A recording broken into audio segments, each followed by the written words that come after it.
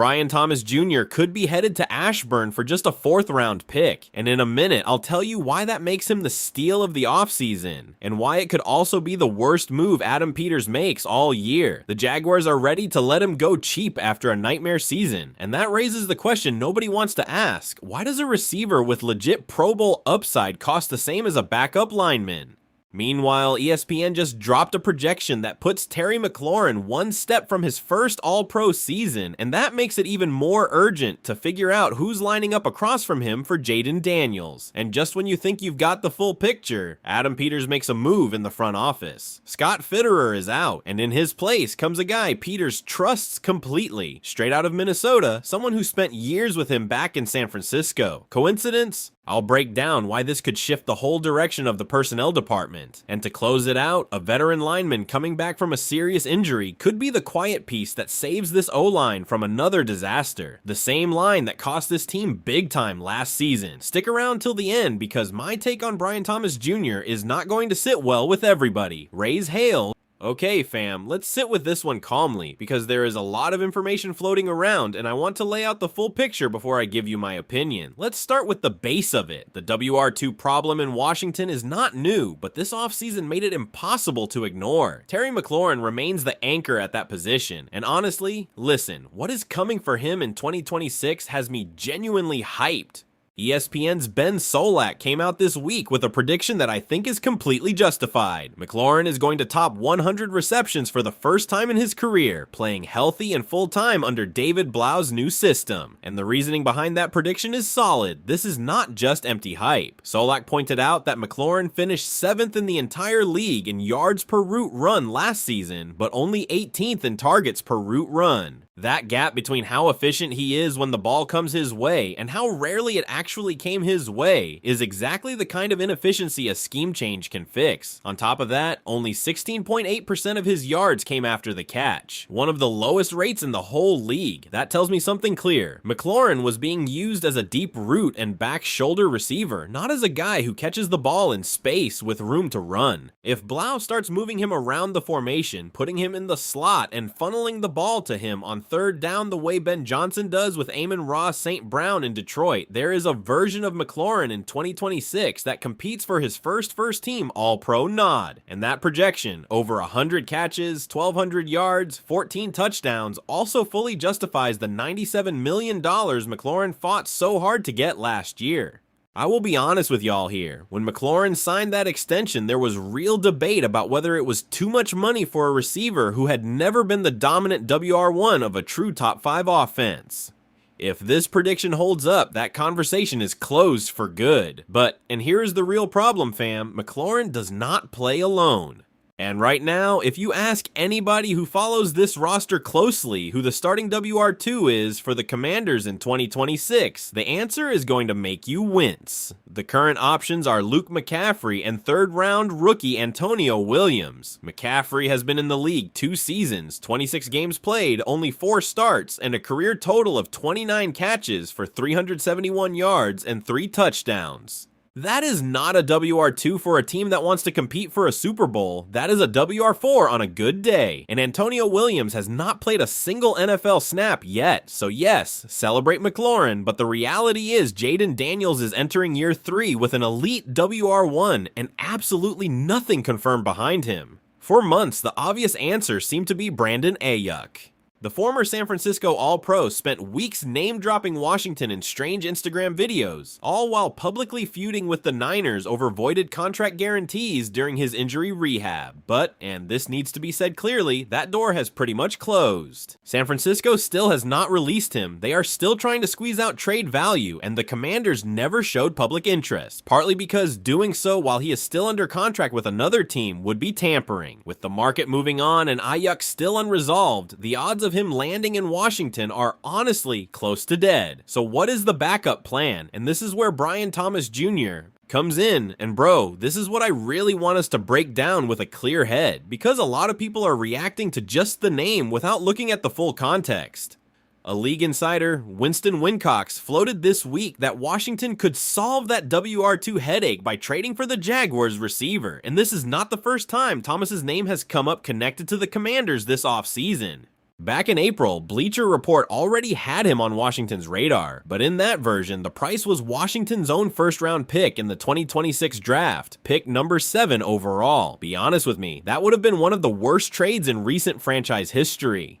Giving up a top 10 pick for a receiver coming off a terrible season is not roster building. That is panic dressed up as aggression. But this week's report completely changes the math because according to this new information, Washington could land Thomas for just a 4th round pick given how rough his 2025 season went. That is a totally different conversation. Let's run the numbers to understand why the price dropped so much. Thomas was selected at pick 23 in the 2024 draft and put together a spectacular rookie year. 87 catches, 1,282 yards, 10 touchdowns, a Pro Bowl selection. That is a true number 1 receiver ceiling, but in 2025, those numbers crashed to nearly half. 48 catches, 707 yards, just 2 touchdowns with shoulder and ankle injuries that kept him out of several games. And what worries me more as an analyst, honestly, is not the injuries. It is the reported friction in last year's training camp with Trevor Lawrence, including moments where Thomas took his helmet off and slammed it to the ground after an incomplete pass. That is a real red flag about the relationship between the player and his quarterback, and anybody telling you that does not matter in a trade evaluation is not being straight with you. Now, why would Jacksonville be willing to let him go for so little? The explanation that makes the most sense has to do with the depth the Jaguars already have at the position.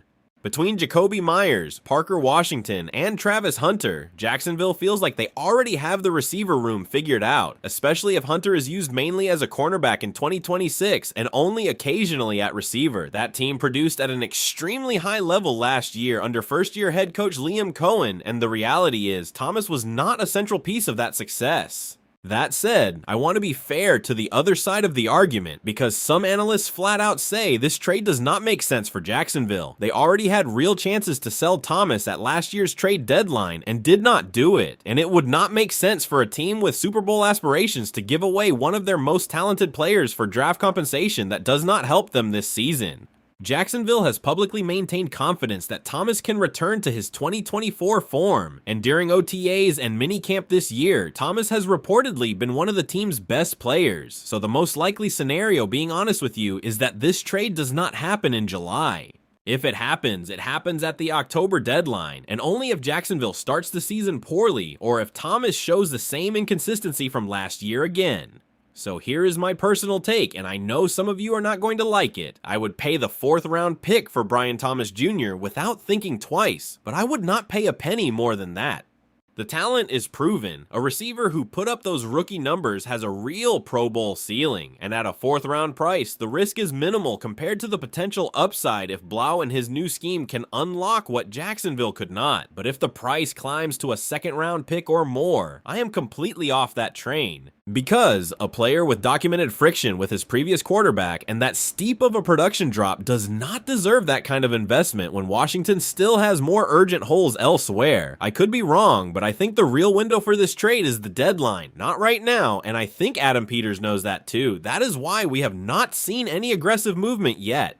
They are waiting to see what real price forms in the market before they move. What I can tell you with confidence is this: if Washington ends the season with McLaurin hitting that 100-catch projection and a real WR2 next to him, whether that is Thomas or another name that shows up along the way, this offense goes from concerning to genuinely dangerous. Jaden Daniels with 2 reliable receivers completely changes what opposing defensive coordinators have to plan for every single week. Okay, switching gears, but stay with me because this story says more about where this franchise is headed than it looks like on the surface. On July 7th, NFL Network's Tom Pelissero and ESPN's Adam Schefter reported that Scott Fitterer, the Commanders' personnel executive, was leaving the organization to join the agency Athletes First. Fitterer had been with Washington since the start of Adam Peters' tenure 2 years ago, and before that he was general manager of the Carolina Panthers from 2021 to 2023. This is not a small departure. Fitterer was one of the most experienced GM voices inside that personnel department. But what I find genuinely interesting is not that Fitterer left, it is who Peters brought in to replace him. Yahoo Sports' Jory Epstein reported that the Commanders hired Demetrius Washington as their new senior personnel executive after 4 years in the Vikings front office, where he rose to assistant general manager. And here is the connection that matters. Washington worked alongside Adam Peters in San Francisco between 2017 and 2021 inside the Niners Football Research and Development Department. NBC Sports' Cherian Williams put it well. This is Peters going back to his own San Francisco tree, the same well he has already drawn much of his roster building philosophy from. And look, this is not a coincidence, and it is not the first time either. Adam Peters has spent 2 years building his own circle of trust inside this organization, people who understand how he evaluates talent, who speak his same analytical language. Washington has a reputation for strong analytical chops, the kind of person who knows how to blend hard data with traditional scouting instincts. And at a moment where this franchise is entering year 3 under Peters' full control, having someone of maximum trust in that seat instead of someone inherited from the previous administration feels like a smart long-term move. Now, should this worry fans? My honest opinion is no. When a personnel executive leaves to become a player agent, that is usually not because he disagreed with the direction of the team. It is because there is a different business opportunity on the table, and the fact that Peters had a replacement ready almost immediately, someone he already has history and trust with from San Francisco, tells me this was on the radar for a while. This was not a surprise that caught the organization flat-footed. This move also fits the bigger pattern we have seen all offseason. Washington has been extremely intentional about rejuvenating not just the roster, but the entire decision-making structure. Remember, this team entered the offseason carrying the oldest average roster in the entire league. The average age of their free agent additions this year is 26.8 years old. Players like Odafe Owe, Chigo Okonkwo, and Nick Cross are examples of talent with flashes of greatness that has not fully broken out yet. Peters' bet is clear: youth on the field, and now people he trusts completely running the analytical side behind the scenes. To me, that consistency of vision is the most optimistic signal from this entire offseason, more than any single individual signing.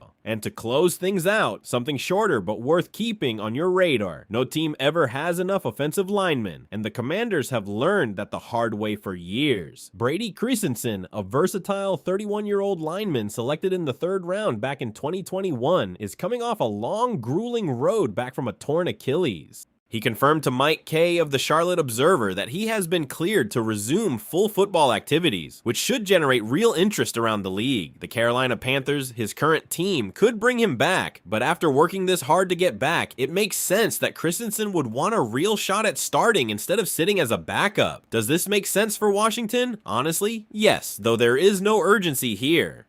The team already has the tackle spot locked down with Laramie Tunsil and Josh Connerly Jr. as their 2 bookend tackles, and they have Sam Cosmi as one of the best right guards in the league, but there is still an open competition at left guard and center, and that is where Christensen could fit in. What makes him attractive is not that he is a star, it is that he can play anywhere along the offensive line with a level of reliability few players offer. That kind of versatility always holds value around the league, and considering he is coming off a serious injury, he probably would not cost much to bring in and check out. My take here is simple: it costs nothing to call and ask. If Christensen is willing to compete for a starting job instead of waiting as a backup in Carolina, Washington should be in that conversation.